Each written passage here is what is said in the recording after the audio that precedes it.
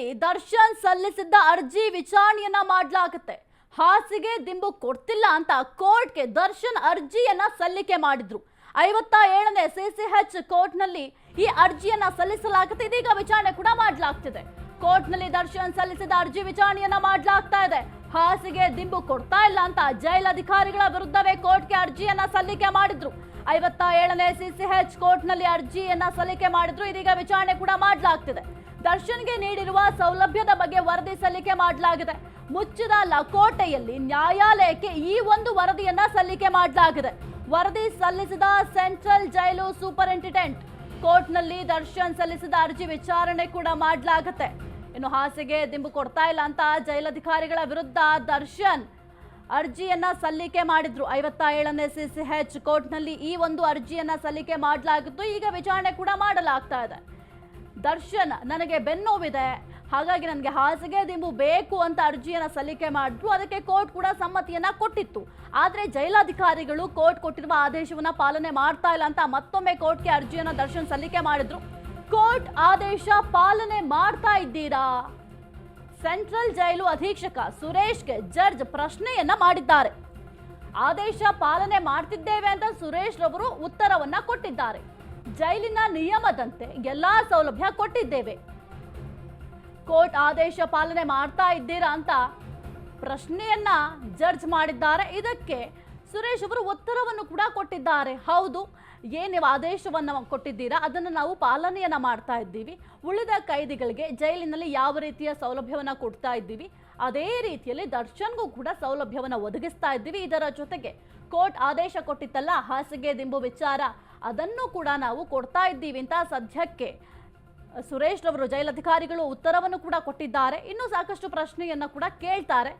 ಯಾಕೆಂತಂದ್ರೆ ಅರ್ಜಿಯನ್ನ ದರ್ಶನ್ ಏನ್ ಸಲ್ಲಿಕೆ ಮಾಡಿದ್ದಾರೆ, ಜೈಲಧಿಕಾರಿಗಳ ವಿರುದ್ಧವೇ ಅರ್ಜಿ ಸಲ್ಲಿಕೆ ಆಗಿರೋದ್ರಿಂದ ಸಾಕಷ್ಟು ವಿಚಾರಗಳ ಬಗ್ಗೆ ಪ್ರಸ್ತಾಪ ಕೂಡ ಆಗುತ್ತೆ. ಸರ್ಕಾರದ ಪರ SPP ವಾದವನ್ನ ಮಾಡಿದ್ದಾರೆ. ಜೈಲಿನ ನಿಯಮದಂತೆ ಎಲ್ಲ ಸೌಲಭ್ಯ ಕೊಟ್ಟಿದ್ದೇವೆ. ಪಲ್ಲಂಗ ಕೊಡಿ ಅಂದ್ರೆ ಪಲ್ಲಂಗ ಕೊಡಲು ಅವಕಾಶ ಇಲ್ಲ. ಇಲ್ಲಿ ಯಾವ ಇರುವಂತಹ ಕೈದಿಗಳಾಗಿರ್ಬೋದು ಯಾರಿಗೂ ಕೂಡ ಪಲ್ಲಂಗ ಕೊಡೋದಕ್ಕೆ ಸಾಧ್ಯ ಬರಲ್ಲ. ಏನು ಆರ್ಡರ್ ಇದೆ ಅದನ್ನ ಮಾತ್ರ ಮಾಡ್ಲಿಕ್ಕೆ ಬರುತ್ತೆ. ಬಿಸಿಲಿಲ್ಲ ಅಂತ ಬೇರೆ ಸೆಲ್ಗೆ ಹಾಕಿ ಅಂತ ಹೇಳ್ತಾರೆ. ಸರ್ಕಾರದ ಪರ SPP ಪ್ರಸನ್ನ ಕುಮಾರ್ ಅವರು ವಾದವನ್ನ ಮಾಡಿದ್ದಾರೆ. ಜೈಲಿನ ನಿಯಮದಂತೆ ನಾವು ಸೌಲಭ್ಯಗಳನ್ನ ಕೊಡಬಹುದು, ಅದನ್ನು ಬಿಟ್ಟು ನಮ್ಗೆ ಪಲ್ಲಂಗ ಬೇಕು, ಪಲ್ಲಂಗ ಕೊಡಿ ಅಂದ್ರೆ ಹೇಗೆ ಕೊಡೋದಕ್ಕೆ ಆಗುತ್ತೆ ಸ್ವಾಮಿ ಅಂತ ಜಡ್ಜ್ ಮುಂದೆ ಈ ಒಂದು ವಿಚಾರವನ್ನ ಪ್ರಸ್ತಾಪ ಮಾಡಿದ್ದಾರೆ. ಜೈಲಿನಲ್ಲಿ ಎಲ್ಲಾ ಮೂಲಭೂತ ಹಕ್ಕುಗಳು ಸಿಗೋದಿಲ್ಲ. ಯಾವ ಕಾರಣಕ್ಕೆ ಅಂತಂದ್ರೆ ನಾವೀಗ ಖೈದಿಗಳನ್ನ ಜೈಲಿನಲ್ಲಿ ಇರಿಸಬೇಕು ಅಂತಂದ್ರೆ ಯಾವ ಕಾರಣಕ್ಕೆ ಇರಿಸ್ತಾರೆ? ಆ ಜೈಲಿನಲ್ಲಿ ಆ 4 ಗೋಡೆಯ ಒಳಗಡೆ ಇದ್ದಾಗ ಏನು ಮೂಲಭೂತ ಸೌಕರ್ಯ ಸಿಕ್ಕಿಲ್ಲ ಅಂತ ಅಂದಾಗ ಅವರು ಮಾಡಿದಂತಹ ತಪ್ಪಿನ ಅರಿವಾಗುತ್ತೆ. ತಪ್ಪಿನ ಅರಿವಾದಾಗ ಮತ್ತೊಮ್ಮೆ ಆ ರೀತಿಯ ತಪ್ಪನ್ನ ಮಾಡೋದಿಲ್ಲ ಅಂತ ಜೈಲಿಗೆ ಹಾಕ್ತಾರೆ ಖೈದಿಗಳನ್ನ. ಆದ್ರೆ ಮೂಲಭೂತ ಸೌಕರ್ಯಗಳು ಕೊಟ್ರೆ ಅದು ಹೆಂಗೆ ಜೈಲು ಅನ್ನಿಸ್ಕೊಳ್ಳುತ್ತೆ? ಜೈಲು ಅನ್ನಿಸ್ಕೊಳ್ಳೋದಿಲ್ವಲ್ಲ. ಹಾಗಾಗಿ ನಾವು ಏನು ಮೂಲಭೂತ ಸೌಕರ್ಯಗಳನ್ನ ಕೊಡಬೇಕು ಅದನ್ನ ಕೊಟ್ಟಿದ್ದೀವಿ ಅಂತ SPP ಪ್ರಸನ್ನ ಕುಮಾರ್ ಅವರು ಸರ್ಕಾರದ ಪರ ವಾದವನ್ನು ಕೂಡ ಮಾಡಿದ್ದಾರೆ. ಆದ್ರೆ ದರ್ಶನ್ ಪರ ವಕೀಲರು ಹೇಳುವ ಪ್ರಕಾರ ದರ್ಶನ್ಗೆ ಕೊಡಬೇಕಾದಂತಹ ಹಾಸಿಗೆ ಆಗಿರಬಹುದು, ದಿಂಬು, ಯಾಕೆ ಅಂತ ಅಂದ್ರೆ ಈ ಹಿಂದೆಯೂ ಕೂಡ ಜಾಮೀನು ಸಿಕ್ಕಿದ್ದು ಅವರ ಆರೋಗ್ಯದ ಸಮಸ್ಯೆಯ ಕಾರಣದಿಂದಾಗಿ ಜಾಮೀನು ಮಂಜೂರು ಮಾಡಲಾಗಿತ್ತು. ಅದೇ ವಿಚಾರವನ್ನ ಮುಂದಿಟ್ಕೊಂಡು ನನಗೆ ಬೆನ್ನೋವಿದೆ, ಹಾಸಿಗೆ ಬೇಕು, ದಿಂಬು ಬೇಕು, ನನಗೆ ಬರೀ ಚಾಪೆ ಮೇಲೆ ಮಲಗೋದಕ್ಕೆ ಸಾಧ್ಯ ಆಗ್ತಾ ಇಲ್ಲ, ಕುಡಿಯುವ ನೀರಿನ ವ್ಯವಸ್ಥೆ ಆದ್ರೂ ಬೇಕು, ಮೂಲಭೂತ ಸೌಕರ್ಯಗಳು ನನಗೆ ಸಿಗ್ತಾ ಇಲ್ಲ ಅಂತ ಅರ್ಜಿಯನ್ನ ಸಲ್ಲಿಕೆ ಮಾಡಿದ್ರು. ಅದರ ಬೆನ್ನಲ್ಲೇ ಕೋರ್ಟ್ ಕೂಡ ಆದೇಶ ಕೊಟ್ಟಿತ್ತು. ದರ್ಶನ್ಗೆ ಏನು ಈಗ ಹಾಸಿಗೆ ಆಗಿರಬಹುದು, ದಿಂಬಾಗಿರಬಹುದು, ಏನು ಕೊಡಬೇಕು ಅದನ್ನ ಕೊಡಿ, ಮೂಲಭೂತ ಸೌಕರ್ಯಗಳನ್ನ ಒದಗಿಸ್ಕೊಡಿ ಅಂತ ಆದೇಶವನ್ನ ಕೊಟ್ಟಿತ್ತು. ಜೈಲಧಿಕಾರಿಗಳು ಹೇಳುವ ಪ್ರಕಾರ ನಾವು ಎಲ್ಲಾ ಸೌಲಭ್ಯಗಳನ್ನ ಕೊಟ್ಟಿದ್ದೇವೆ. ಜೈಲಿನಲ್ಲಿ ಒಂದು ಲಿಮಿಟೆಡ್ ಇರುತ್ತೆ ಮೂಲಭೂತ ಸೌಕರ್ಯ ಅಂತ ಅಂದಾಗ. ಈಗ ನಾವು ಯಾವ ರೀತಿಯ ಮೂಲಭೂತ ಸೌಕರ್ಯಗಳನ್ನ ಅನುಭವಿಸ್ತಾ ಇದ್ದೀವಿ ಅದೆಲ್ಲವನ್ನು ಕೂಡ ಜೈಲಿನಲ್ಲಿರುವ ಖೈದಿಗಳಿಗೆ ಕೊಡೋದಕ್ಕೆ ಸಾಧ್ಯ ಆಗೋದಿಲ್ಲ. ಆಗ ಅದು ಜೈಲ್ ಅಂತ ಅನ್ನಿಸ್ಕೊಳ್ಳೋದೇ ಇಲ್ಲ, ಮನೆಯಾಗಿ ಮಾರ್ಪಾಡಾಗತ್ತೆ. ಮನೆಯಲ್ಲಿ ಶಿಕ್ಷೆ ಕೊಡ್ಲಿಕ್ಕೆ ಸಾಧ್ಯ ಆಗತ್ತಾ? ಹಾಗಾಗಿ ಏನೆಲ್ಲ ಮೂಲಭೂತ ಸೌಕರ್ಯಗಳು ಜೈಲಿನಲ್ಲಿದ್ದಾವೆ ಅದೆಲ್ಲವನ್ನು ಕೂಡ ಕೊಟ್ಟಿದ್ದೀವಿ. ಅದನ್ನ ಹೊರತುಪಡಿಸಿ ನನಗೆ ಪಲ್ಲಂಗ ಬೇಕು, ಆ ರೀತಿಯ ವ್ಯವಸ್ಥೆ ಮಾಡಿಕೊಡಿ, ನನಗೆ ಹಾಸಿಗೆ ಸರಿ ಇಲ್ಲ, ದಿಂಬು ಸರಿ ಇಲ್ಲ, ಊಟ ಸರಿ ಇಲ್ಲ, ಬೇರೆ ಇನ್ನೇನೋ ಸರಿ ಇಲ್ಲ ಅಂತ ಹೇಳಿದ್ರೆ ಅದೆಲ್ಲವನ್ನು ಯಾವ ರೀತಿ ಒದಗಿಸ್ಕೊಡೋದಕ್ಕೆ ಸಾಧ್ಯ ಆಗುತ್ತೆ ಅಂತ ಸದ್ಯಕ್ಕೆ SPP ಅವರು ವಾದವನ್ನು ಕೂಡ ಮಾಡಿದ್ದಾರೆ. ಅಧಿಕಾರಿಗಳಿಗೆ ಕೋರ್ಟ್ ಆದೇಶದ ಇಂಗ್ಲಿಷ್ ಅರ್ಥ ಆಗಿಲ್ಲ. ಕೊಲೆ ಆರೋಪಿ ದರ್ಶನ್ ಪರ ವಕೀಲ ಸುನಿಲ್ ವಾದವನ್ನ ಮಾಡಿದ್ದಾರೆ. ಚಿನ್ನದ ಲೋಟ ಏನ್ ಕೇಳಿಲ್ಲ, ಚಾಪೆ ಅಷ್ಟೇ ಕೊಟ್ಟಿದ್ದಾರೆ. ನ್ಯಾಯಾಲಯದ ಆದೇಶದ ಪ್ರತಿಯನ್ನ ಎಸೆದಿದ್ದಾರೆ. ಅಧಿಕಾರಿಗಳಿಗೆ ಕೋರ್ಟ್ ಆದೇಶದ ಇಂಗ್ಲಿಷ್ ಅರ್ಥ ಆಗಿಲ್ವಂತೆ. ಕೊಲೆ ಆರೋಪಿ ದರ್ಶನ್ ಪರ ವಕೀಲರಿದ್ದಾರಲ್ಲ ಸುನಿಲ್ ಅವರು ಈ ರೀತಿಯಾಗಿ ವಾದವನ್ನ ಮಾಡಿದ್ದಾರೆ. ಕೋರ್ಟ್ ಏನು ಆದೇಶ ಮಾಡಿದೆ, ಕೋರ್ಟ್ ಆದೇಶದ ಪ್ರತಿ ಇಂಗ್ಲಿಷ್ನಲ್ಲಿದೆ, ಅದು ಅರ್ಥ ಆಗಿಲ್ಲ ಅಂತ ದರ್ಶನ್ ಪರ ವಕೀಲರಾದಂತಹ ಸುನಿಲ್ ಅವರು ಈ ಒಂದು ವಾದವನ್ನ ಮಾಡಿದ್ದಾರೆ. ಕೋರ್ಟ್ ಆದೇಶ ಕೊಟ್ಟಿತ್ತಲ್ಲ, ಆ ಆದೇಶ ಅಲ್ಲಿ ಜೈಲಧಿಕಾರಿಗಳಿಗೆ ಅರ್ಥ ಆಗಿಲ್ಲ ಅಂತ ದರ್ಶನ್ ಪರ ವಕೀಲರಾದಂತಹ ಸುನಿಲ್ ರವರು ಒಂದ್ ಕಡೆ ವಾದ ಮಾಡ್ತಾ ಇದ್ದಾರೆ. ನಾವೇನು ಚಿನ್ನದ ಲೋಟ ಏನ್ ಕೇಳಿಲ್ಲ, ಚಾಪೆ ಅಷ್ಟೇ ಕೊಟ್ಟಿದ್ದಾರೆ. ನ್ಯಾಯಾಲಯದ ಆದೇಶದ ಪ್ರತಿಯಲ್ಲಿ ಏನಿದೆ ಅದನ್ನ ಸರಿಯಾಗಿ ಓದಬೇಕಾಗತ್ತೆ, ಅದನ್ನ ಸರಿಯಾಗಿ ಜೈಲಧಿಕಾರಿಗಳು ಓದಿಲ್ಲ. ಇದರ ಜೊತೆಗೆ ಕೋರ್ಟ್ ಆದೇಶ ಏನಿದೆ ಅದು ಇಂಗ್ಲಿಷ್ನಲ್ಲಿದೆ, ಅದು ಜೈಲಧಿಕಾರಿಗಳಿಗೆ ಅರ್ಥ ಆಗಿಲ್ಲ ಅಂತ ಸುನಿಲ್ ಅವರು ವಾದವನ್ನ ಮಾಡಿದ್ದಾರೆ. ಇದು ಯಾವ ರೀತಿ ವಾದ ಅಂತ ಗೊತ್ತಾಗ್ತಾ ಇಲ್ಲ. ನೋಡೋಣ, ವಾದ ಪ್ರತಿವಾದ ಎಲ್ಲವೂ ಕೂಡ ನಡೀತಾ ಇದೆ. ಒಂದು ಕಡೆ ಹಾಸಿಗೆ ನಿಮಗೆ ಕೊಟ್ಟಿದ್ದೀವಿ ಅಂತ ಜೈಲಧಿಕಾರಿಗಳು ಹೇಳ್ತಾ ಇದ್ದಾರೆ, ಮೂಲಭೂತ ಸೌಕರ್ಯಗಳೇನಿದೆ ಅದೆಲ್ಲವನ್ನು ಕೂಡ ಕೊಟ್ಟಿದ್ದೀವಿ, ಕಲ್ಪಿಸ್ಕೊಟ್ಟಿದ್ದೀವಿ. ಬೇರೆ ಕೈದಿಗಳನ್ನ ನಾವು ಯಾವ ರೀತಿ ನೋಡ್ಕೊಳ್ತಾ ಇದ್ದೀವಿ ಅದೇ ರೀತಿ ನೋಡ್ಕೊಳ್ತಾ ಇದ್ದೀವಿ. ಹಾಗೆ ಈ ಬೇರೆ ಕೈದಿಗಳಿಗೆ ಸಿಗ್ತಾ ಇರುವಂತಹ ಮೂಲಭೂತ ಸೌಕರ್ಯಗಳೆಲ್ಲವೂ ಕೂಡ ದರ್ಶನ್ಗೂ ಕೂಡ ಸಿಗ್ತಾ ಇದೆ. ಅವರು ಕೇಳುವ ಮಟ್ಟಿಗೆ ನಾವು ಮೂಲಭೂತ ಸೌಕರ್ಯಗಳನ್ನ ಒದಗಿಸಿಕೊಡೋದಕ್ಕೆ ಸಾಧ್ಯ ಇಲ್ಲ ಅಂತ ಸರ್ಕಾರದ ಪರ ವಕೀಲರಾದಂತಹ SPP ಅವರು ವಾದವನ್ನ ಮಾಡ್ತಾ ಇದ್ದಾರೆ. ಮತ್ತೊಂದು ಕಡೆ ದರ್ಶನ್ ಪರ ವಕೀಲರಾದಂತಹ ಸುನಿಲ್ ರವರು ವಾದವನ್ನ ಮಾಡ್ತಾ ಇದ್ದಾರೆ. ನಾವೇನು ಚಿನ್ನದ ಲೋಟ ಕೊಡಿ ಮತ್ತೆ ಬೇರೇನೋ ಸೌಲಭ್ಯಗಳು ಕೊಡಿ ಅಂತ ಕೇಳ್ತಾ ಇಲ್ಲ, ಕೇವಲ ಚಾಪೆ ಅಷ್ಟೇ ಕೊಟ್ಟಿದ್ದಾರೆ. ಸರ್ಕಾರದ ಆದೇಶದಲ್ಲಿದೆ ಹಾಸಿಗೆ ದಿಂಬನ್ನು ಒದಗಿಸಿಕೊಡ್ಬೇಕು. ಒಬ್ಬ ಖೈದಿಗೆ ಆರೋಗ್ಯದ ಸಮಸ್ಯೆ ಇದೆ, ಆರೋಗ್ಯದ ಸಮಸ್ಯೆ ಇರೋದ್ರಿಂದ ಅವರಿಗೆ ಬೇಕಾದಂತಹ ಸೌಲಭ್ಯಗಳನ್ನ ಒದಗಿಸ್ಕೊಡ್ಬೇಕು, ಅದನ್ನ ಮಾಡ್ತಾ ಇಲ್ಲ ಅಂತ ಸದ್ಯಕ್ಕೆ ಸುನಿಲ್ ಅವರು ವಾದವನ್ನ ಮಾಡ್ತಾ ಇದ್ದಾರೆ. ಜೈಲಿನಲ್ಲಿ ದರ್ಶನ್ ತುಂಬಾ ಟಾರ್ಚರ್ ಅನುಭವಿಸುತ್ತಿದ್ದಾರೆ. ನ್ಯಾಯಾಲಯದ ಮುಂದೆಯೇ ದರ್ಶನ್ ಈ ಒಂದು ಹೇಳಿಕೆ ಕೊಟ್ಟಿದ್ದಾರೆ, ನನಗೆ ತುಂಬಾ ಟಾರ್ಚರ್ ಆಗ್ತಾ ಇದೆ ಅಂತ ಹೇಳಿಕೆ ಕೊಟ್ಟಿದ್ದಾರೆ. ಕೊಲೆ ಆರೋಪಿ ದರ್ಶನ್ ಪರ ವಕೀಲ ಸುನಿಲ್ ಅವರು ಈ ರೀತಿಯ ವಾದವನ್ನ ಮಾಡ್ತಾ ಇದ್ದಾರೆ. ಕೋರ್ಟ್ ಆದೇಶದ ಬಳಿಕ ಕಂಬಳಿ ಮಾತ್ರ ಕೊಟ್ಟಿದ್ದಾರೆ. ಜೈಲಿನಲ್ಲಿ ದರ್ಶನ್ ತುಂಬಾ ಟಾರ್ಚರ್ ಅನುಭವಿಸುತ್ತಿದ್ದಾರಂತೆ. ನ್ಯಾಯಾಲಯದ ಮುಂದೆ ದರ್ಶನ್ ಹೇಳಿಕೆಯನ್ನ ಕೊಟ್ಟಿದ್ದಾರೆ. ನನಗೆ ತುಂಬಾ ಟಾರ್ಚರ್ ಆಗ್ತಾ ಇದೆ, ಬಹಳ ಕಷ್ಟ ಆಗ್ತಾ ಇದೆ ಎಂಬ ಹೇಳಿಕೆಯನ್ನ ದರ್ಶನ್ ಕೊಟ್ಟಿದ್ದಾರೆ. ಅವರ ವಕೀಲರು ಕೂಡ ಇದನ್ನೇ ಹೇಳಿದ್ದಾರೆ. ದರ್ಶನ್ಗೆ ಬಹಳ ಕಷ್ಟ ಆಗ್ತಾ ಇದೆ, ನಾವು ಚಿನ್ನದ ಲೋಟ ಏನು ಕೇಳ್ತಾ ಇಲ್ಲ, ಮೂಲಭೂತ ಸೌಕರ್ಯಗಳನ್ನ ಕೊಡಿ ಅಂತ ಕೇಳ್ತಾ ಇದ್ದೀವಿ. ಚಾಪೆ ಅಷ್ಟೇ ಕೊಟ್ಟಿದ್ದಾರೆ, ಕಂಬಳಿ ಅಷ್ಟೇ ಕೊಟ್ಟಿದ್ದಾರೆ, ಹಾಸಿಗೆ ದಿಂಬು ಬೇಕಾಗತ್ತೆ. ಅವ್ರಿಗೆ L1S5 ಸಮಸ್ಯೆ ಇದೆ, ಬೆನ್ನು ಮೂಳೆಯ ಸಮಸ್ಯೆ ಇದೆ. ಈ ಮುಂಚೆಯೂ ಕೂಡ ಇದೇ ವಿಚಾರವಾಗಿ ಜಾಮೀನು ಕೂಡ ಮಂಜೂರಾಗಿತ್ತು. ಆ ಎಲ್ಲ ವಿಚಾರಗಳನ್ನು ಕೂಡ ಪ್ರಸ್ತಾಪ ಮಾಡ್ತಾರೆ. ಹಾಗೆ ಇದರ ಜೊತೆಗೆ ಜೈಲಧಿಕಾರಿಗಳು ಕೂಡ ಮುಚ್ಚಿದ ಲಕೋಟೆಯಲ್ಲಿ ಕೆಲವೊಂದಿಷ್ಟು ಡಾಕ್ಯುಮೆಂಟ್ಸ್ ಅದೆಲ್ಲವನ್ನು ಕೂಡ ಸಬ್ಮಿಟ್ ಮಾಡಿದ್ದಾರೆ. ಏನು CCTV ವಿಜುವಲ್ಸ್ ಆಗಿರಬಹುದು, ಅಂದರೆ ಟೆಕ್ನಿಕಲ್ ಎವಿಡೆನ್ಸ್ ಏನಿದೆ ಈ ಒಂದು ಆರೋಪಕ್ಕೆ ಸಂಬಂಧಪಟ್ಟಂತೆ ಆ ಎಲ್ಲ ಟೆಕ್ನಿಕಲ್ ಎವಿಡೆನ್ಸನ್ನು ಕಲೆಕ್ಟ್ ಮಾಡಿ ಜಡ್ಜ್ ಮುಂದೆ ಹಾಜರುಪಡಿಸುವ ಕೆಲಸವನ್ನು ಮಾಡಿದ್ದಾರೆ. ಅದಾದ ನಂತರ ಈಗ ನ್ಯಾಯಾಲಯ ಪರೀಕ್ಷೆ ಮಾಡುತ್ತೆ. ಈಗ CCTV ವಿಜುವಲ್ಸ್ ಆಗಿರಬಹುದು, ಏನು ಟೆಕ್ನಿಕಲ್ ಎವಿಡೆನ್ಸ್ ಕೊಟ್ಟಿದ್ದಾರೆ ಅದಾಗಿರಬಹುದು, ಇದರ ಜೊತೆಗೆ ಕೋರ್ಟ್ ಆದೇಶ ಏನು ಮಾಡಿತ್ತು ಅದೆಲ್ಲವೂ ಕೂಡ ಈಗ ನ್ಯಾಯಾಲಯದಲ್ಲಿ ಪ್ರಸ್ತಾಪ ಕೂಡ ಆಗುತ್ತೆ. ಅದಾದ ನಂತರ ನೋಡಬೇಕಾಗುತ್ತೆ. ಈಗ ದರ್ಶನ್ ಪರ ವಕೀಲರಾದಂತಹ ಸುನಿಲ್ ರವರ ವಾದವನ್ನು ನೋಡ್ತಾ ಹೋದರೆ ಸಾಕಷ್ಟು ವಿಚಾರಗಳನ್ನ ಪ್ರಸ್ತಾಪ ಮಾಡಿದ್ದಾರೆ. ಕೋರ್ಟ್ ಕೊಟ್ಟಂತಹ ಆದೇಶದ ಪ್ರತಿಯನ್ನು ಸರಿಯಾಗಿ ಅವ್ರು ಓದಿಲ್ಲ, ಅದು ಅವ್ರಿಗೆ ಅರ್ಥ ಆಗಿಲ್ಲ, ಇಂಗ್ಲೀಷ್ನಲ್ಲಿದೆ, ಅವ್ರು ಅರ್ಥ ಕೂಡ ಮಾಡ್ಕೊಂಡಿಲ್ಲ ಜೈಲಧಿಕಾರಿಗಳು ಅಂತ ಹೇಳ್ತಾ ಇದ್ದಾರೆ. ಇದಕ್ಕೆ SPP ಅವರು ಏನು ಉತ್ತರ ಕೊಡ್ತಾರೆ ಅಂತ ನೋಡಬೇಕಾಗತ್ತೆ.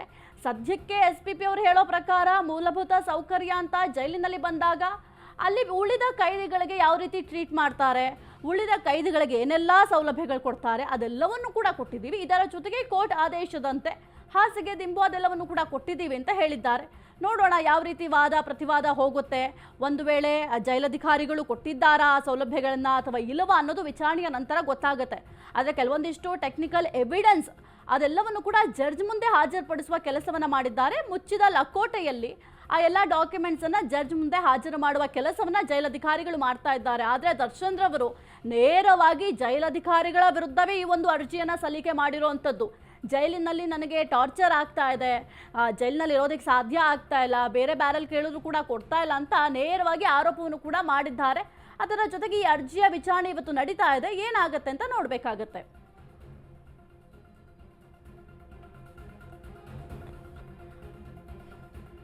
ಈಗ ವಾದ ಪ್ರತಿವಾದ ಎಲ್ಲವೂ ಕೂಡ ನಡೀತಾ ಇದೆ.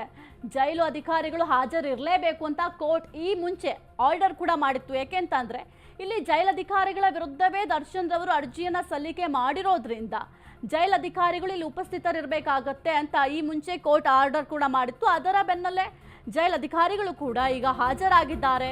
ವಾದ ಪ್ರತಿವಾದ ಎಲ್ಲವೂ ಕೂಡ ನಡೀತಾ ಇದೆ. ಜೈಲಿನ ನಿಯಮದ ಪ್ರಕಾರ ಏನೇನು ಕೊಡ್ಬೇಕು ಹೇಳಿ, 57 sessions court judge IP Naik ಪ್ರಶ್ನೆಯನ್ನ ಮಾಡಿದ್ದಾರೆ.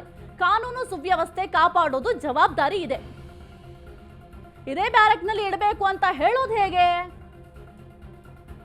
ಜೈಲಿನ ನಿಯಮದ ಪ್ರಕಾರ ಏನೇನು ಕೊಡಬೇಕು ಅದನ್ನು ನೀವೇ ಹೇಳಬೇಡಿ, ಅದ್ರ ಪ್ರಕಾರ ಕೊಡೋಣ ಅಂತ ಹೇಳಿದ್ದಾರೆ. 57 sessions court judge IP Naik ಅವರು ಈ ಪ್ರಶ್ನೆಯನ್ನ ಮಾಡಿದ್ದಾರೆ. ಕಾನೂನು ಸುವ್ಯವಸ್ಥೆ ಕಾಪಾಡೋದು ಜವಾಬ್ದಾರಿ ಇದೆ.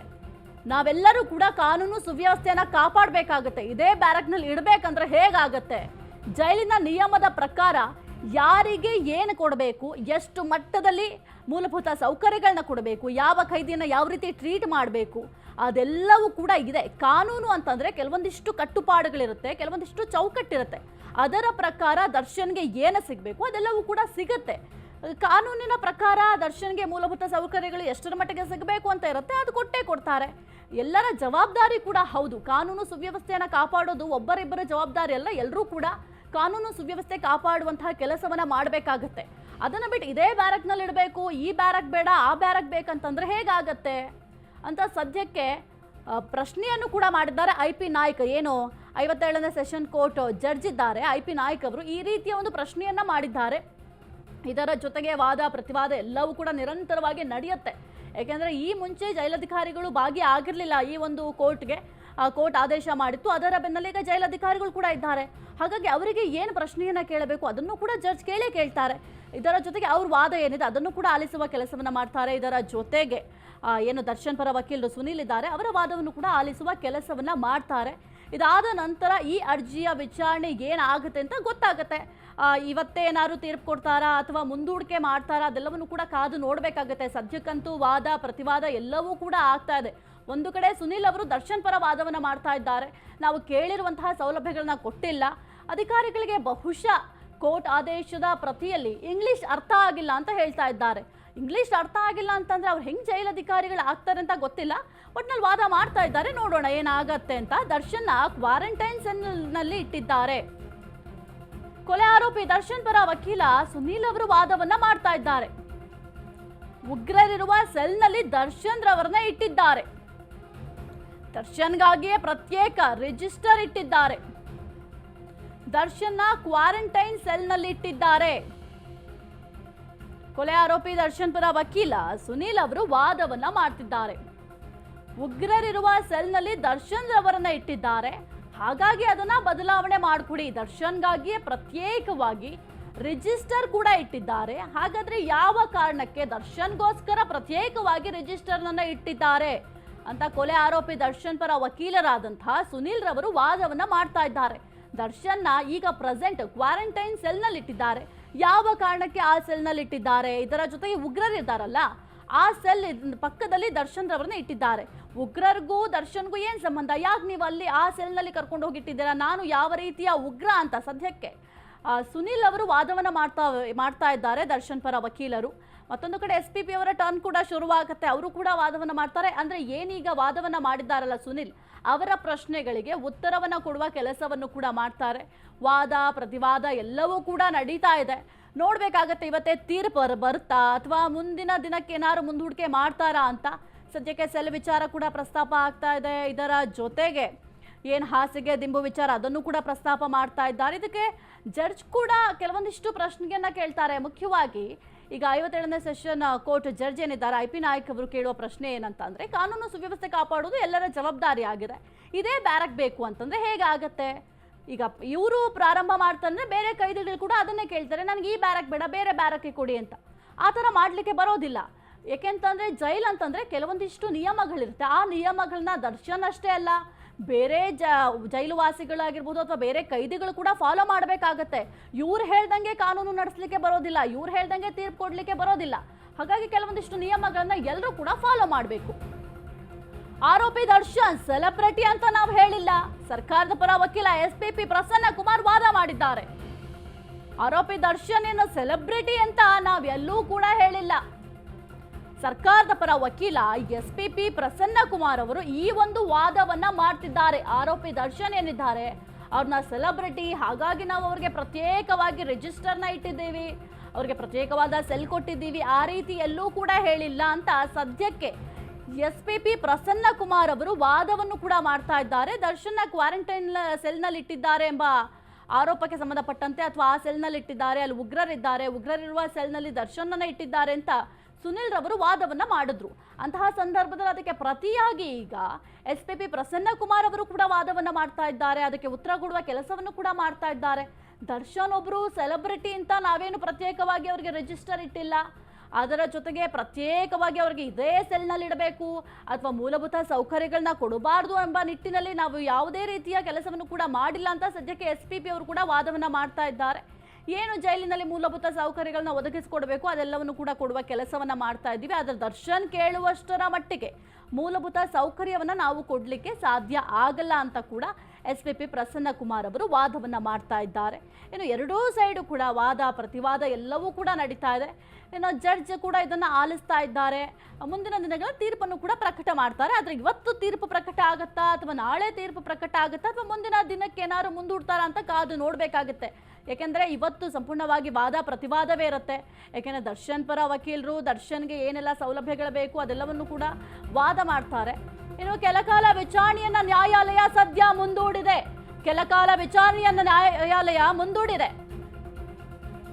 ಕೆಲಕಾಲ ವಿಚಾರಣೆಯನ್ನ ನ್ಯಾಯಾಲಯ ಮುಂದೂಡಿಕೆ ಮಾಡಿದೆ. ಎಸ್ಎನ್ಒ ಈ ಒಂದು ಪ್ರಕರಣಕ್ಕೆ ಸಂಬಂಧಪಟ್ಟಂತೆ ಅರ್ಜಿ ವಿಚಾರಣೆಯನ್ನ ಮಾಡಲಾಗ್ತಾ ಇತ್ತು. ದರ್ಶನ್ ಸಲ್ಲಿಸಿದ್ದ ಅರ್ಜಿ ವಿಚಾರಣೆಯನ್ನ ಮಾಡಲಾಗ್ತಾ ಇತ್ತು. ವಾದ ಪ್ರತಿವಾದ ಎಲ್ಲವನ್ನು ಕೂಡ ವಕೀಲರು ಮಾಡ್ತಾ ಇದ್ರು. ಆದ್ರೆ ಇದೀಗ ಕೆಲ ಕಾಲ ಈ ಒಂದು ವಿಚಾರಣೆಯನ್ನ ನ್ಯಾಯಾಲಯ ಮುಂದೂಡಿದೆ. ಯಾಕೆಂದ್ರೆ ಇನ್ನೂ ಕೆಲವೊಂದಿಷ್ಟು ವಿಚಾರಣೆ ಆಗಬೇಕಾಗಿದೆ. ಈಗ ಮುಚ್ಚಿದ ಲಕೋಟೆಯಲ್ಲಿ ಕೆಲವೊಂದಿಷ್ಟು ಡಾಕ್ಯುಮೆಂಟ್ ಅನ್ನ ಸಲ್ಲಿಕೆ ಮಾಡಿದ್ದಾರೆ, ಅದನ್ನ ಪರಿಶೀಲನೆ ಮಾಡುವ ಕೆಲಸ ಕೂಡ ಮಾಡಬೇಕಾಗತ್ತೆ. ಹಾಗಾಗಿ ಸದ್ಯಕ್ಕೆ ನ್ಯಾಯಾಲಯ ಈ ಒಂದು ವಿಚಾರಣೆಯನ್ನ ಮುಂದೂಡಿದೆ. ಇದಾದ ನಂತರ ಮುಚ್ಚಿದ ಲಕೋಟೆಯಲ್ಲಿ ಏನೆಲ್ಲ ಡಾಕ್ಯುಮೆಂಟ್ಸ್ ಜೈಲಧಿಕಾರಿಗಳು ಸಲ್ಲಿಕೆ ಮಾಡಿದ್ದಾರಲ್ಲ, ಕೆಲವೊಂದಿಷ್ಟು ಡಾಕ್ಯುಮೆಂಟ್ಸ್, ಸಿಸಿಟಿವಿ ಫುಟೇಜ್ ಆಗಿರಬಹುದು, ತಾಂತ್ರಿಕ ಸಾಕ್ಷ್ಯಗಳಾಗಿರಬಹುದು, ಇದರ ಜೊತೆಗೆ ಕೆಲವೊಂದಿಷ್ಟು ಆರೋಪಗಳನ್ನ ಸುನೀಲ್ ಅವರು ವಾದ ಮಾಡುವಂತಹ ಸಂದರ್ಭದಲ್ಲಿ ಮಾಡಿದ್ದಾರೆ. ಏನು ದರ್ಶನ್ ಪರ ವಕೀಲರಿದ್ರು ಸುನೀಲ್ ಅವರು ವಾದ ಮಾಡುವಂತಹ ಸಂದರ್ಭದಲ್ಲಿ ಕೆಲವೊಂದಿಷ್ಟು ವಿಚಾರಗಳನ್ನ ಪ್ರಸ್ತಾಪ ಮಾಡಿದ್ದಾರೆ. ದರ್ಶನ್ಗೆ ಅಂತಲೇ ಬೇರೆ ರಿಜಿಸ್ಟರ್ ಒಂದನ್ನು ಇಟ್ಟಿದ್ದಾರೆ. ಇನ್ನು ಬ್ಯಾರಕ್ ವಿಚಾರ ಆಗಿರಬಹುದು, ಕೋರ್ಟ್ ಕೂಡ ಹೇಳಿದ್ದಾರೆ, ಜಡ್ಜ್ ಕೂಡ ಹೇಳಿದ್ರು. ಆ ಬ್ಯಾರಕ್ ಅಂತ ಬಂದಾಗ ಇವ್ರಿಗೆ ಇಂಥ ಬ್ಯಾರಕ್ ಕೊಡಬೇಕು ಅಥವಾ ಅಂಥ ಬ್ಯಾರಕ್ ಕೊಡಬೇಕು, ಇವ್ರು ಕೇಳಿದ ಬ್ಯಾರಕ್ ಕೊಡಬೇಕಂತ ಜೈಲಿನ ನಿಯಮಗಳಲ್ಲಿ ಯಾವುದರಲ್ಲೂ ಕೂಡ ಇಲ್ಲ. ಜೈಲಿನ ನಿಯಮದ ಪ್ರಕಾರ ಯಾರನ್ನ ಯಾವ ಬ್ಯಾರಕ್ನಲ್ಲಿ ಇರಬೇಕು ಅಂತ ಜೈಲವ್ರು ಡಿಸೈಡ್ ಮಾಡ್ತಾರೆ. ಈಗ ನೀವು ಕೇಳಿದಂತಹ ಬ್ಯಾರಕನ್ನು ಕಲ್ಪಿಸಿಕೊಡೋದಕ್ಕೆ ಸಾಧ್ಯ ಇಲ್ಲ. ಕಾನೂನು ಸುವ್ಯವಸ್ಥೆಯನ್ನು ಕಾಪಾಡುವುದು ಪ್ರತಿಯೊಬ್ಬರ ಒಂದು ಜವಾಬ್ದಾರಿ ಆಗಿದೆ ಅಂತ ಜಡ್ಜ್ ಕೂಡ ಹೇಳಿಕೆಯನ್ನು ಕೊಟ್ಟಿದ್ದಾರೆ. ಇದರ ಜೊತೆಗೆ ವಾದ ಪ್ರತಿವಾದ ಎಲ್ಲವೂ ಕೂಡ ನಡೀತಾ ಇತ್ತು. ಆದರೆ ಸದ್ಯಕ್ಕೆ ಈ ಒಂದು ಅರ್ಜಿಯ ವಿಚಾರಣೆಯನ್ನ ಮುಂದೂಡಿಕೆ ಮಾಡಲಾಗುತ್ತೆ. ಏನು ದರ್ಶನ್ ರವರು ಸಲ್ಲಿಕೆ ಮಾಡಿದ್ರಲ್ಲ, ಜೈಲ್ ಅಧಿಕಾರಿಗಳ ವಿರುದ್ಧವೇ ಅರ್ಜಿಯನ್ನ ಸಲ್ಲಿಕೆ ಮಾಡಿದ್ರು. ನನಗೆ ಜೈಲಿನಲ್ಲಿ ಇರೋದಕ್ಕೆ ಸಾಧ್ಯ ಆಗ್ತಾ ಇಲ್ಲ, ಬಹಳ ಕಷ್ಟ ಆಗ್ತಾ ಇದೆ, ಬ್ಯಾರಕ್ಕನ್ನ ಬದಲಾವಣೆ ಕೂಡ ಮಾಡಿಕೊಡ್ತಾ ಇಲ್ಲ, ನನಗೆ ಇಲ್ಲಿರೋದಕ್ಕೆ ಸಾಧ್ಯ ಇಲ್ಲ. ಇದರ ಜೊತೆಗೆ ಕೋರ್ಟ್ ಆದೇಶ ಇದ್ರೂ ಕೂಡ ನನಗೆ ಬೇಕಾದಂತಹ ಮೂಲಭೂತ ಸೌಕರ್ಯಗಳನ್ನ ಒದಗಿಸಿಕೊಟ್ಟಿಲ್ಲ. ಇದರ ಜೊತೆಗೆ ಹಾಸಿಗೆ ದಿಂಬು ಯಾವುದನ್ನು ಕೂಡ ಕಲ್ಪಿಸಿ ಕೊಟ್ಟಿಲ್ಲ ಅಂತ ಜೈಲಧಿಕಾರಿಗಳ ವಿರುದ್ಧವೇ ಅರ್ಜಿಯನ್ನ ಸಲ್ಲಿಕೆ ಮಾಡುವ ಕೆಲಸವನ್ನ ಮಾಡಿದ್ರು. ಆದರೆ ಮೊದಲ ದಿನ ವಿಚಾರಣೆ ಮಾಡುವಂಥ ಸಂದರ್ಭದಲ್ಲಿ ಈ ಒಂದು ವಿಚಾರಣೆಗೆ ಜೈಲಧಿಕಾರಿಗಳು ಭಾಗಿಯಾಗಿರಲಿಲ್ಲ. ಹಾಗಾಗಿ ಜಡ್ಜ್ ಕೂಡ ಆದೇಶವನ್ನು ಮಾಡಿದ್ರು, ಜೈಲಧಿಕಾರಿಗಳು ಕೂಡ ಈ ಒಂದು ವಿಚಾರಣೆಗೆ ಹಾಜರಾಗಬೇಕು, ಕೆಲವೊಂದಿಷ್ಟು ಡಾಕ್ಯುಮೆಂಟ್ಸ್ ಏನಿದಾವೆ ಅದೆಲ್ಲವನ್ನು ಕೂಡ ಸಬ್ಮಿಟ್ ಮಾಡಬೇಕಾಗುತ್ತೆ. ಸಿಸಿಟಿವಿ ಫುಟೇಜ್ ಆಗಿರಬಹುದು, ಇನ್ನು ಕೆಲವೊಂದಿಷ್ಟು ಡಾಕ್ಯುಮೆಂಟ್ಸ್ ಎಲ್ಲವೂ ಕೂಡ ಸಬ್ಮಿಟ್ ಮಾಡಬೇಕು. ಈ ಸಂದರ್ಭದಲ್ಲಿ ಜೈಲಧಿಕಾರಿಗಳು ಕೂಡ ಇರಬೇಕು ಅಂತ ಆದೇಶವನ್ನು ಮಾಡಿದ್ರು. ಹಾಗಾಗಿ ಜೈಲಧಿಕಾರಿಗಳು ಕೂಡ ಭಾಗವಹಿಸಿದ್ರು. ಆದರೆ ಈಗ ಸದ್ಯಕ್ಕೆ ನ್ಯಾಯಾಲಯ ಕೆಲಕಾಲ ವಿಚಾರಣೆಯನ್ನು ಮುಂದೂಡುವ ಕೆಲಸವನ್ನ ಮಾಡಿದೆ.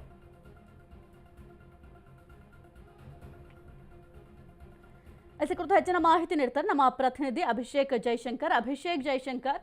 ಸದ್ಯಕ್ಕೆ ಈ ಅರ್ಜಿ ವಿಚಾರಣೆಯನ್ನ ಕೋರ್ಟ್ ಮಾಡ್ತಾ ಇತ್ತು. ದರ್ಶನ್ ಸಲ್ಲಿಸಿದ್ದಂತಹ ಅರ್ಜಿ ವಿಚಾರಣೆಯನ್ನ ಕೋರ್ಟ್ ಮಾಡ್ತಾ ಇದ್ದಂತಹ ಸಂದರ್ಭದಲ್ಲಿ ವಾದ ಪ್ರತಿವಾದ ಎಲ್ಲವೂ ಕೂಡ ಸಾಗ್ತಾ ಇತ್ತು, ಭರದಿಂದಲೇ ಸಾಗ್ತಾ ಇತ್ತು. ಆದರೆ ಏಕಾಏಕಿ ಈ ವಿಚಾರಣೆಯನ್ನ ಕೋರ್ಟ್ ಯಾವ ಕಾರಣಕ್ಕೆ ಸದ್ಯಕ್ಕೆ ಮುಂದೂಡಿಕೆ ಆಗಿದೆ, ಮತ್ತೆ ಯಾವಾಗ ಪ್ರಾರಂಭ ಆಗುತ್ತೆ, ಈ ಒಂದು ಪ್ರಕರಣದಲ್ಲಿ ಏನಾಗುತ್ತೆ? ಮಧ್ಯಾಹ್ನಕ್ಕೆ ಮುಂದೂಡಿಕೆ ಮಾಡಿರುವಂತಹ ಸಾಧ್ಯತೆಗಳು ಕೂಡ ಇದೆ. ಯಾಕಂದ್ರೆ ಈಗಾಗಲೇ ಎರಡೂ ಕಡೆಯ ಏನೇನು ಹೇಳಿಕೆಗಳು ಎಲ್ಲವನ್ನು ಕೂಡ ಅನಲೈಸ್ ಮಾಡಿ ಆತನಿಗೆ ಬೆಡ್ಶೀಟ್ಗಳ ಅಂದ್ರೆ ಆತನ ಬೇಡಿಕೆ ಏನಿದೆ ಅದನ್ನ ಪೂರೈಸಬೇಕಾ ಬೇಡವಾ ಅನ್ನುವಂಥದ್ದು ಪರಿಶೀಲನೆ ನಡೆಸುವಂತಹ ಒಂದು ಕೆಲಸಗಳನ್ನ ನ್ಯಾಯಾಧೀಶರು ಮಾಡಲಿದ್ದಾರೆ ಅಂತಾನೆ ಹೇಳ್ಬೋದಾಗಿದೆ. ಇಲ್ಲಿ ಜೈಲು ಮ್ಯಾನ್ಯುವಲ್ ಪ್ರಕಾರ ಏನಾದ್ರೂ ಅವರಿಗೆ ಸೌಲಭ್ಯಗಳನ್ನ ಕೊಟ್ಟಿದ್ದಂತಹ ಸಂದರ್ಭದಲ್ಲಿ ಅದನ್ನು ಕೂಡ ಅನಲೈಸ್ ಮಾಡ್ತಾರೆ, ಏನನ್ನ ಕೊಡಲಾಗಿದೆ ಏನನ್ನು ಕೊಡಲಾಗಿಲ್ಲ ಅಂತ ಹೇಳಿ.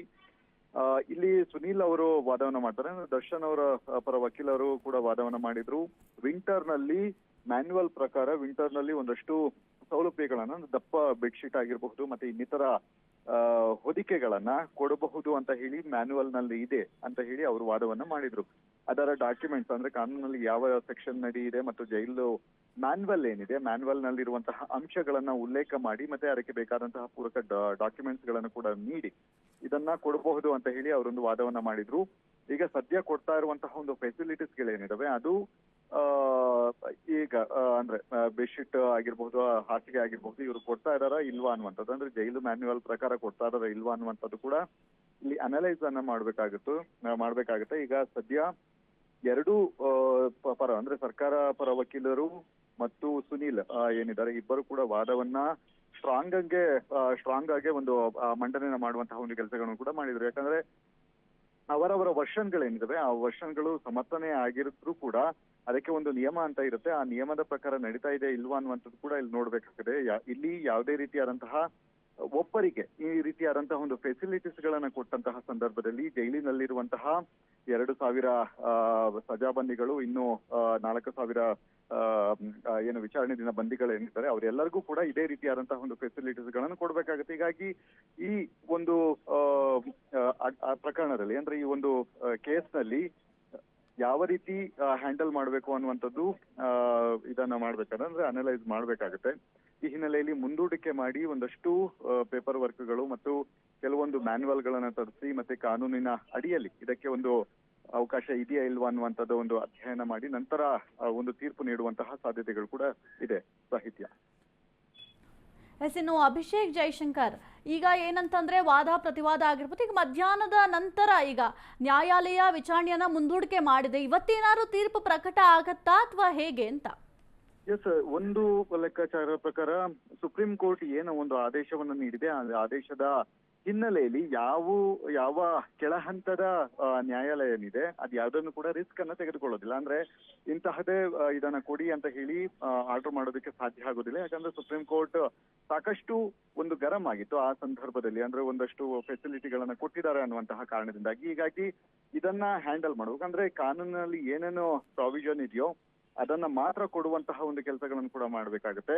ಇಲ್ಲಿ ಬೇಸಿಕ್ ನೀಡ್ಗಳನ್ನ ಕೊಡದೇ ಇದ್ದಂತಹ ಪಕ್ಷದಲ್ಲಿ ಅದು ಜೈಲು ಅಧಿಕಾರಿಗಳ ನ್ಯೂ ಪಲ್ಸ್ ಅಂತ ಅನಿಸಿಕೊಳ್ಳುತ್ತೆ. ಅಂದ್ರೆ ಅವ್ರು ಏನು ಕೊಡದೆ ಈ ರೀತಿಯಾಗಿ ಒಂದು ಒಬ್ಬ ಕೈದಿಯ ಹಕ್ಕನ್ನ ಕಸಿದುಕೊಳ್ಳುವಂತಹ ಕೆಲಸವನ್ನ ಮಾಡ್ತಾ ಇದ್ದಾರೆ ಅಂತ ಹೇಳಿ ಏನಾದ್ರು ಗೊತ್ತಾದಂತಹ ಸಂದರ್ಭದಲ್ಲಿ ಸಹಜವಾಗಿ ಅವರ ವಿರುದ್ಧ ನ್ಯಾಯಾಧೀಶರು ಒಂದು ಕ್ರಮವನ್ನ ಕೈಗೊಳ್ಳೋದಕ್ಕೆ ಇದಾಗುತ್ತೆ, ಅವಕಾಶ ಇರುತ್ತೆ ಅಂತಾನೆ ಹೇಳ್ಬೋದಾಗಿದೆ. ಅದ್ ಯಾವ್ದನ್ನು ಕೊಡದೆ ಅದೆಲ್ಲವನ್ನು ಕೂಡ ಕೊಟ್ಟು ಮತ್ತಷ್ಟು ಫೆಸಿಲಿಟಿಗಳು ಬೇಕು ಅಂತ ಹೇಳಿದ್ರೆ ಅದು ತಪ್ಪಾಗುತ್ತೆ. ಮತ್ತು ಅಕಸ್ಮಾತ್ ಆತನಿಗೆ ಅನಾರೋಗ್ಯ ಇದ್ದಂತಹ ಸಂದರ್ಭದಲ್ಲಿ ಅನಾರೋಗ್ಯದ ಸಂದರ್ಭದಲ್ಲಿ ಯಾವ ವಸ್ತುಗಳನ್ನ ಅವರಿಗೆ ಕೊಡ್ಲಾಗತ್ತೆ ಅನ್ನೋದನ್ನು ಕೂಡ ಆ ಜೈಲು ಮ್ಯಾನ್ಯುವಲ್ ನಲ್ಲಿ ಇರುತ್ತೆ. ಹೀಗಾಗಿ ಅದನ್ನ ಪ್ರೊವೈಡ್ ಮಾಡುವಂತಹ ಕೆಲಸವನ್ನು ಕೂಡ ಮಾಡುವಂತಹ ಸಾಧ್ಯತೆ ಇದೆ. ಹೀಗಾಗಿ ಸದ್ಯ ಮಧ್ಯಾಹ್ನದ ವೇಳೆ ಏನು ತೀರ್ಪು ಬರುತ್ತೆ ಅನ್ನುವಂಥದ್ದು ಕಾದು ನೋಡ್ಬೇಕಾಗಿದೆ. Okay, thank you Abhishek Jaishankar ನಿಮ್ಮೆಲ್ಲ ಮಾಹಿತಿಗಾಗಿ.